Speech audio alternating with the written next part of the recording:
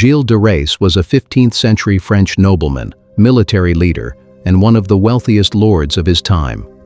Born into a powerful family in Brittany, he gained prominence during the 100 Years' War, most notably as a companion of Joan of Arc. He fought alongside her in key battles, earning distinction for his bravery and service to France. For a time, he was celebrated as a national hero and respected figure at court. However, his legacy took a grim and infamous turn after Joan's death. Accusations emerged that de Rais had engaged in the abduction, abuse, and murder of numerous children, with some claims also involving occult rituals and alchemy. These shocking charges contrasted sharply with his earlier reputation as a knight and defender of the realm. In 1440, he was arrested, tried, and convicted by both secular and ecclesiastical courts.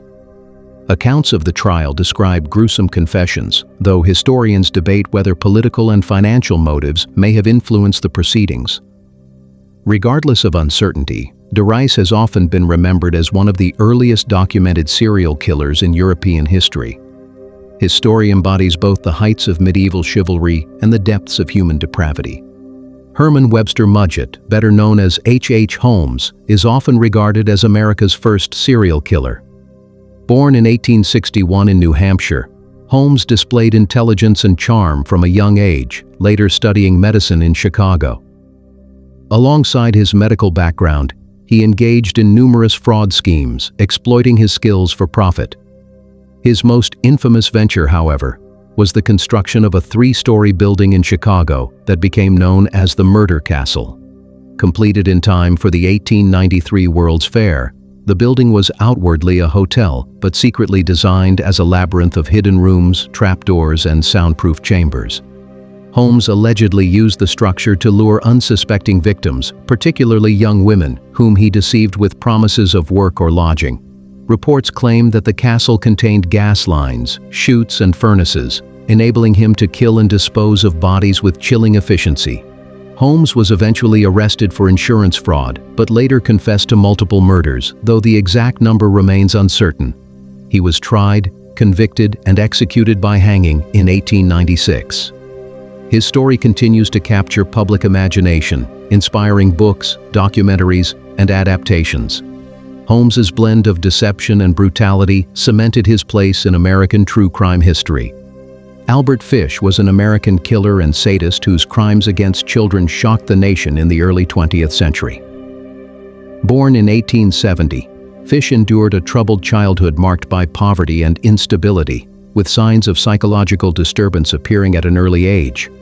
As an adult, he became notorious for his depravity, preying on vulnerable children and committing acts of cruelty that made him one of the most feared criminals of his time. Fish's crimes combined abduction, torture, and murder, often accompanied by deeply disturbing elements of self-harm and obsessive fantasies. His behavior reflected severe psychological instability, with doctors later diagnosing him as suffering from multiple mental disorders. Yet despite his madness, Fish maintained a calculated cunning, which allowed him to evade detection for years. His downfall came when he sent taunting letters to the families of his victims, detailing his crimes with unsettling precision. These confessions provided investigators with crucial evidence that ultimately led to his arrest. During his trial, Fish's defense attempted to argue insanity, but the jury convicted him regardless. He was executed by electric chair in 1936. Albert Fish's legacy endures as the boogeyman of American crime, embodying both human monstrosity and society's deepest fears. Jack the Ripper is the name given to an unidentified killer who terrorized London's East End in 1888. Operating primarily in the Whitechapel district, he targeted vulnerable women, many of whom were impoverished sex workers. His crimes stood out for their brutality, as the victims were not only murdered but also subjected to gruesome mutilations, suggesting a disturbing level of precision and control. The Ripper's murders occurred in a climate of poverty and social unrest. But what truly elevated the case was the intense media coverage. Newspapers sensationalized the killings, spreading fear throughout London and beyond. Letters allegedly sent by the killer, taunting police and press, further fueled public hysteria, though their authenticity remains debated. Despite extensive investigations by Scotland Yard, Jack the Ripper was never identified. Numerous suspects emerged over time, ranging from local butchers and doctors to aristocrats and even artists, yet no definitive proof ever surfaced. The inability to solve the case highlighted the limitations of 19th-century policing and forensic methods. Jack the Ripper's legacy endures as the most infamous unsolved murder case in history. His identity remains a mystery, cementing his place in true crime lore and inspiring countless theories, books, and dramatizations.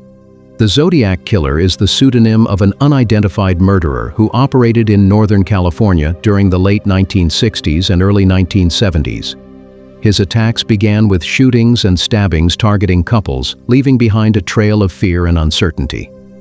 Though he claimed responsibility for as many as 37 murders, investigators have only confirmed a smaller number of victims, leaving the true scale of his crimes uncertain. What made the Zodiac particularly infamous was his habit of taunting the media and police through cryptic letters, ciphers, and phone calls. Several of his messages included symbols and puzzles, some of which remain unsolved to this day. These communications, often signed with the distinctive crosshair symbol, drew massive public attention and heightened the case's mystery. The press published his letters under threat of further violence, amplifying the sense of dread across California. Despite extensive investigations, countless suspects, and ongoing amateur research, the Zodiac Killer was never caught. Law enforcement has pursued leads for decades, but no conclusive evidence has emerged to identify him. The Zodiac remains one of the most infamous unsolved cases in American history. His blend of brutality, symbolism, and mystery continues to fascinate criminologists, inspire popular culture, and fuel speculation. Andrei Chikatilo, infamously known as the Butcher of Rostov, was one of the Soviet Union's most notorious serial killers.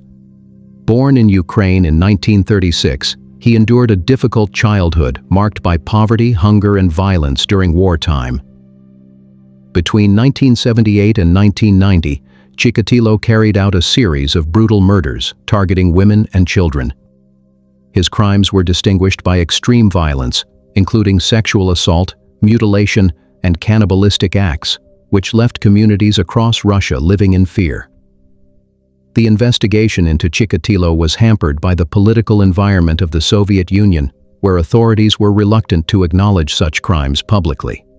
Police conducted extensive but often flawed inquiries, leading to wrongful arrests and years of frustration. The secrecy and bureaucracy of the Soviet system allowed Chikatilo to continue killing for more than a decade. He was eventually captured in 1990 after increased surveillance near a train station where he sought victims. His confessions revealed the horrific scale of his crimes, totaling more than 50 murders. Chikatilo was tried and convicted in 1992 and executed by firing squad in 1994. His legacy remains one of terror, symbolizing both human cruelty and the failures of Soviet law enforcement. David Parker Ray, known as the Toy Box Killer, was an American criminal whose acts of torture and murder rank among the most disturbing in modern crime history.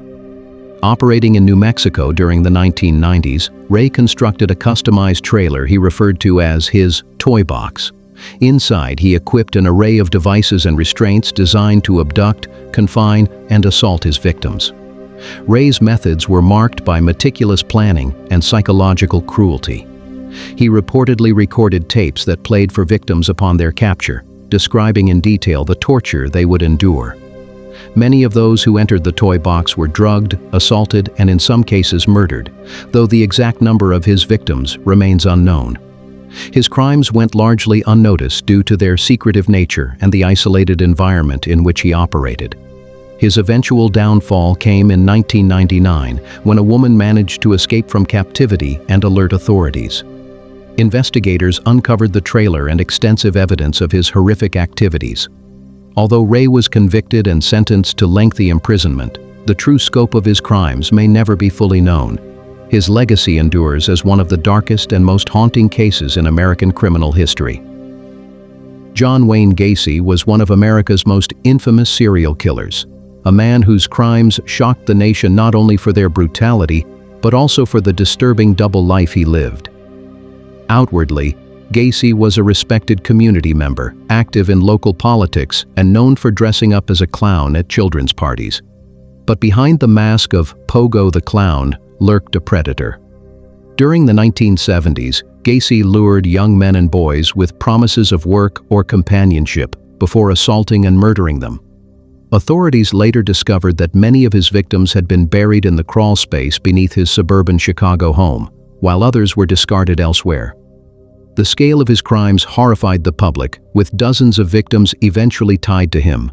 His arrest and trial became a media spectacle, drawing attention not only to his monstrous acts, but also to how someone could hide such darkness beneath an ordinary facade.